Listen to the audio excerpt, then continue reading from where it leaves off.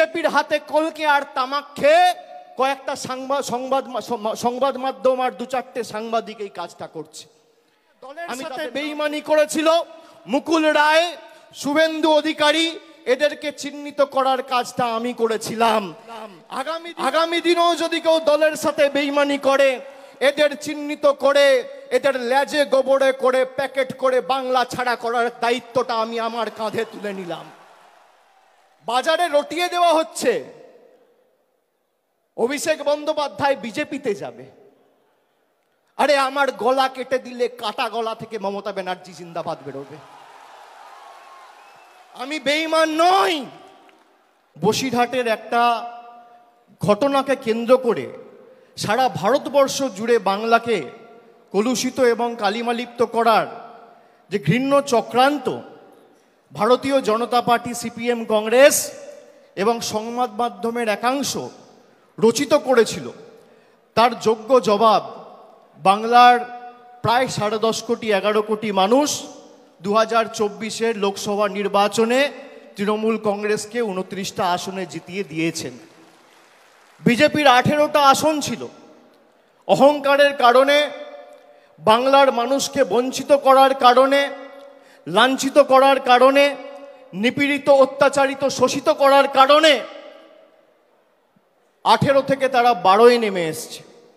তারপরেও তাদের শিক্ষা হয়নি। এখনো পর্যন্ত গরিব মানুষের টাকা বন্ধ।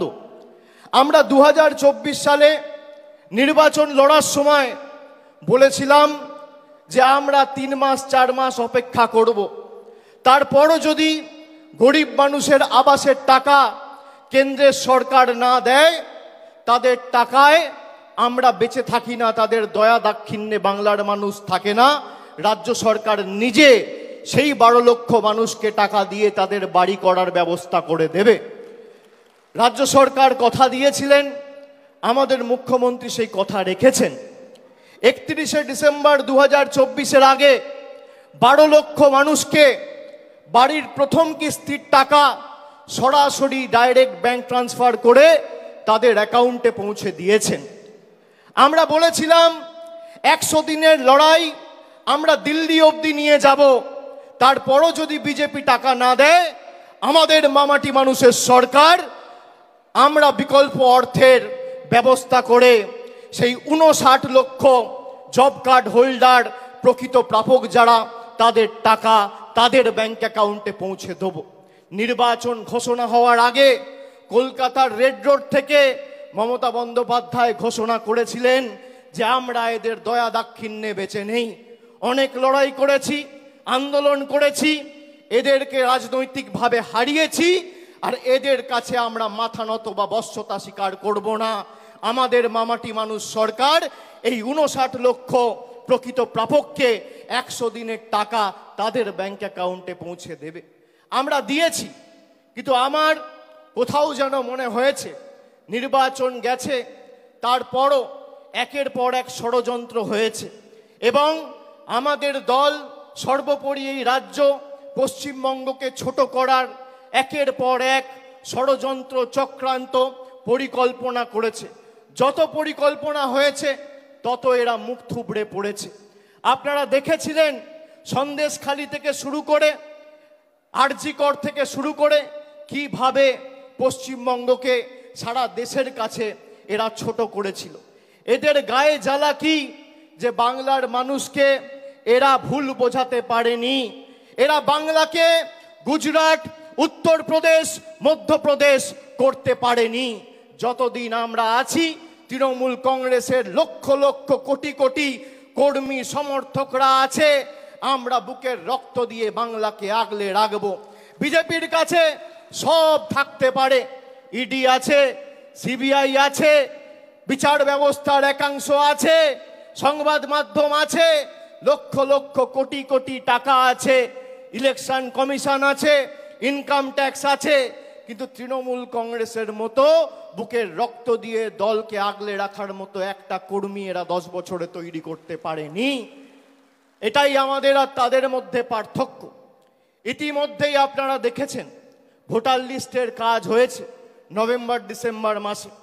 আমি এমএলএ সহ ব্লকের সভাপতি যারা আছে তাদেরকে বলবো কোথাও আমাদের কাজে যেন কোনো রকম শিথিলতা না আসে।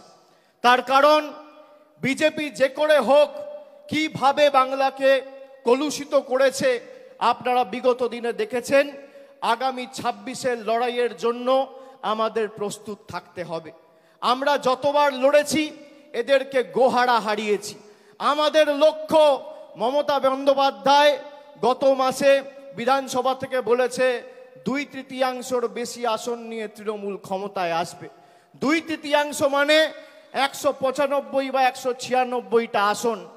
আমি আপনাদের বলবো আমরা 214টা আসন 2021-এ পেয়েছিলাম। সেই লক্ষ্য অবিচল থেকে আমাদের সেই মাপকাঠি পেরিয়ে 215-র বেশি আসন নিয়ে চতুর্থবার যাতে বাংলার মুখ্যমন্ত্রী মমতা বন্দ্যোপাধ্যায় হয় সেটা আমাদের সকলকে সুনিশ্চিত করতে হবে। লড়াইয়ে 1 ছটাক জমি ছাড়া যাবে না। সর্বস্তরের কর্মী সমর্থক সবাইকে নিয়ে কাজে নামতে হবে। কে কবে ফোন করে নির্দেশ দেবে তারপর কাজ করব। নিজেরা যারা দলকে ভালোবাসেন মানুষের কাছে যান। 2024-এর লোকসভা নির্বাচনে আমি ডায়মন্ড হারবার থেকে আপনাদের বললে বিশ্বাস করবেন না, 7,10,000 ভোটে জেতার পর 3 মাস ঘুমাতে পারিনি। তার কারণ আমি এই ঋণ কিভাবে পরিশোধ করব, আমি এই ভালোবাসা কিভাবে পরিশোধ করব, আমি 3 মাস ঘুমাতে পারিনি। তারপর মানুষের কাছে সেবাশ্রয় নিয়ে গেছি। একটা এমএলএ, একটা ব্লক সভাপতি, একটা পঞ্চায়েতের মেম্বার, একটা কাউন্সিলর, মিউনিসিপ্যালিটির চেয়ারম্যান, ব্লকের সভাপতি, টাউনের প্রেসিডেন্ট নিজের কাছে ক্ষমতা কুক্ষিগত করে রাখলে হবে না। মানুষের কাছে মানুষের দাবি নিয়ে মমতা বন্দ্যোপাধ্যায়ের জনমুখী কর্মসূচি পৌঁছে দিতে হবে। এটাই আমাদের লক্ষ্য থাকা উচিত। আর আমি কর্মীদের বলবো এই দল মমতা বন্দ্যোপাধ্যায়ের আন্দোলন আর কর্মীদের ত্যাগ তিতিক্ষা কৃচ্ছ সাধনের মাধ্যমে আজকে বটবৃক্ষে তৃণমূল কংগ্রেস পরিণত হয়েছে। যারা বুথে বসে প্রাণ দিয়ে পোস্টার মারছেন, ব্যানার লাগাচ্ছেন, দেওয়াল লিখছেন, মিছিলে হাঁটছেন, তারাই তৃণমূল কংগ্রেসের আসল সম্পদ। আমি আপনাদের বলবো যতদিন আপনারা আছেন এই বিজেপির ষড়যন্ত্রের চক্রব্যূহ আমরা বিগত দিনে যেভাবে ভেঙে চূর্ণ বিচূর্ণ করেছি আগামী দিনেও ভেঙে চূর্ণ বিচূর্ণ করব। অনেকে সস্তায় খালি সংবাদ মাধ্যমে টিকে থাকবেন বলে দলের শৃঙ্খলা না মেনে অনেক কথা বলছেন, এগুলো করবেন না। যদি কেউ দলকে ভালোবাসেন সে কোনোদিন দলের শৃঙ্খলার বাইরে যাবে না। একটা কর্মী কোনোদিন দলের শৃঙ্খলার বাইরে যায় না। আমি এমএলএ, আমার কত ক্ষমতা, আমি দলের মুখপাত্র, আমার কত ক্ষমতা, আমি দলের সাংসদ, আমার কত ক্ষমতা, আমি টাউন চেয়ারম্যান, আমার কত ক্ষমতা দেখাতে গিয়ে আপনি দলকে ছোট করছেন। আর যারা এই কাজগুলো করেছে একদিকে ভালো হয়েছে, তাদেরকে চিহ্নিত করা গেছে। বিগত দিনে যারা দলের সাথে বেইমানি করেছিল, মুকুল রায়, শুভেন্দু অধিকারী, এদেরকে চিহ্নিত করার কাজটা আমি করেছিলাম। আগামী দিনেও যদি কেউ দলের সাথে বেইমানি করে এদের চিহ্নিত করে এদের লেজে গোবরে করে প্যাকেট করে বাংলা ছাড়া করার দায়িত্বটা আমি আমার কাঁধে তুলে নিলাম। বাজারে রটিয়ে দেওয়া হচ্ছে অভিষেক বন্দ্যোপাধ্যায় বিজেপিতে যাবে। আরে আমার গলা কেটে দিলে কাটা গলা থেকে মমতা ব্যানার্জি জিন্দাবাদ বেরোবে। আমি বেঈমান নই। বাজারে ছড়িয়ে দেওয়া হচ্ছে নতুন দল আসছে। বিজেপির হাতে কলকে আর তামাক খেয়ে কয়েকটা সংবাদ মাধ্যম আর 2-4টে সাংবাদিক এই কাজটা করছে। আমি তাদের নাম করে এই সবার পরিবেশ নষ্ট করব না। আর খবরে যা দেখবেন আমি আপনাকে বলছি 100তে 100টাই মিথ্যে। কোনো খবরের কথায় বিশ্বাস করবেন না। কালকে খবরে দেখানো হয়েছে অভিষেক বন্দ্যোপাধ্যায়ের বিরুদ্ধে ইডি চার্জশিট দিয়েছে, সিবিআই চার্জশিট দিয়েছে। 28 পাতার চার্জশিট, 2 জায়গায় খালি আমার নামটা লিখেছে। তাও অভিষেক বন্দ্যোপাধ্যায় কে, বাড়ি কোথায়, সাংসদ না বিধায়ক না পঞ্চায়েত প্রধান, কোথায় থাকে, কার ছেলে, কোনো পরিচয় নেই। বিজেপি নেতারা যেমন ভাববাচ্ছে কথা বলতো, ইডি সিবিআই এখন ভাববাচ্ছে কথা বলছে। এই ভয়টা দেখে আমার ভালো লেগেছে। খবরে যা বেরোয় 100তে 100টাই মিথ্যে, আমি আপনাকে বলছি। 12 লক্ষ মানুষকে বাড়ি দিয়েছে আমাদের সরকার। একদিন একটা খবর দেখেছেন? 2.5 কোটি মানুষকে, 2.5 কোটি মহিলাদের, মায়েদের, দিদিদের, বোনেদের নিজের গচ্ছিত সঞ্চিত সরকারি, রাজ্য সরকারের কোষাগার থেকে আমাদের সরকার লক্ষ্মীর ভান্ডার দিয়েছে 50,000 কোটি টাকা খরচা করে। একদিন খবর দেখেছেন? এই খবর দেখবেন না। পথশ্রীতে প্রায় গত 3 বছরে 15,000 কোটি টাকা খরচা করে প্রায় 24,000 কিলোমিটার রাস্তা তৈরি করেছে। খবরে দেখেছেন? কেন্দ্র থেকে এক পয়সা না নিয়ে দেখবেন না। অভিষেক ব্যানার্জির বিরুদ্ধে সিবিআই চার্জশিট দিয়েছে।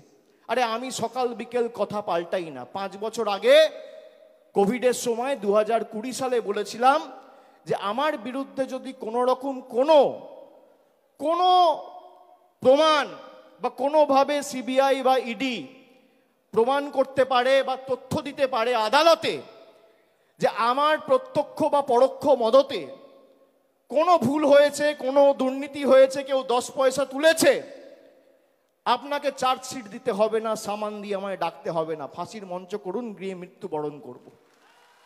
আজকে একই কথা বলছি। আপনার কাছে প্রমাণ থাকলে প্রমাণ দেবেন। আমাকে তো সিবিআই ডেকেছিল, নবজোয়ারে যখন গেছিলাম, যাত্রা বন্ধ করে এসেছি একদিনের জন্য। সিবিআই দপ্তরে গেছি, 10 ঘন্টা জিজ্ঞাসাবাদ করেছে। তারপরের দিন আবার বাঁকুড়ায় গিয়ে নবজোয়ার শুরু করেছি। কাঁচকলা। আপনি কি ভাবছেন থমকে চমকে দমিয়ে রাখবেন? আমি অন্য ধাতুতে তৈরি। আপনি যত প্রহার করবেন, যত আঘাত করবেন, মানুষের কাছে যাব, মাথা নত করে সমর্থন চাইব। আপনাদের কাছে আত্মসমর্পণ, বশ্যতা স্বীকার করার পাত্র অভিষেক বন্দ্যোপাধ্যায় নয়। আমরা সবাই এসছি আমাদের নেত্রীর কাছ থেকে তার নির্দেশ নিয়ে আগামী দিন এলাকায় ফিরে গিয়ে কাজ শুরু করার লক্ষ্যে। খুব সম্ভবত 3 তারিখ থেকে উচ্চ মাধ্যমিক পরীক্ষা রয়েছে। উচ্চ মাধ্যমিক শেষ হওয়ার পরে আমাদের হাতে বেশি সময় নেই। অনেকে ভাবছেন 1 বছর সময় রয়েছে এখনো, তারপর নির্বাচন হবে। 1 বছরের মধ্যে 2 মাস 3 মাস বর্ষা রয়েছে, তার মধ্যে 15 দিন পরীক্ষা রয়েছে, 2 মাস কালী পুজো, দুর্গা পুজো, দেখতে গেলে হাতে 4-5 মাসের বেশি সময় নেই। এখন থেকে মাঠে নামুন, রাস্তায় থাকুন, অতন্দ্র প্রহরীর মতো বাংলাকে আগলে রাখুন। যেখানে দরকার হবে আপনারা যে পাড়ায় যেতে বলবেন, যে বুথে ঢুকতে বলবেন, আগামী দিনে আমি যাব, কথা দিয়ে যাচ্ছি। কিন্তু লড়াইটা নিজের কাঁধে তুলে নিয়ে 214 থেকে একটা আসন হলেও আমাদের বাড়াতে হবে। 2026-এ আমাদের লক্ষ্য যে কটা আবর্জনা বিজেপির, ওই 70-75টা তো জিতেছিল, তার মধ্যে 10 জন চলেই এসছে। আর নির্বাচন হয়েছে, সেখানেও তৃণমূল কংগ্রেস জিতেছে। নির্বাচন যখনই হয়েছে, যারা বিজেপি থেকে এসে তৃণমূলের প্রার্থী হয়ে নির্বাচনে দাঁড়িয়েছে, মানুষ তাদের দুহাত তুলে সমর্থন করেছে। আমি আপনাদের অনুরোধ করব, 1 বছর আগামী সব কিছু ভুলে গিয়ে, নিজেদের মধ্যে ভেদাভেদ ভুলে গিয়ে, মানুষের কাছে ঐক্যবদ্ধ হয়ে, মানুষের কাছে গিয়ে সরকারের যে জনমুখী প্রকল্প এবং জনসংযোগ আরো আগামী দিন কিভাবে নিবিড় করে তোলা যায়, সেই দিকে নজর দিন। ষড়যন্ত্র করে কোনো লাভ নেই। যারা হোয়াটসঅ্যাপ গ্রুপে রাজনীতি করতে চান, এসব করে কোনো লাভ নেই। মানুষের পাশে দাঁড়িয়ে মানুষের জন্য কাজ করতে হবে। আর যারা চক্রান্ত করবেন তারাই আক্রান্ত হবেন।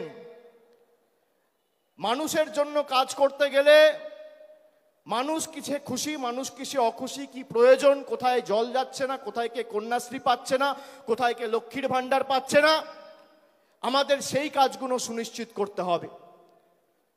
এটাই তো বাংলার বৈশিষ্ট্য। নানা ভাষা, নানা মত, নানা পরিধান, বিবিধের মাঝে দেখো মিলন মহান। বৈচিত্র্যের মধ্যে একতা। আমরা বারবার সেই বৈচিত্র্যের মধ্যে একতাকে মূল মন্ত্র এবং পথ চলার পাথেয় করে এই লড়াই লড়েছি। আগামী দিনও লড়ব।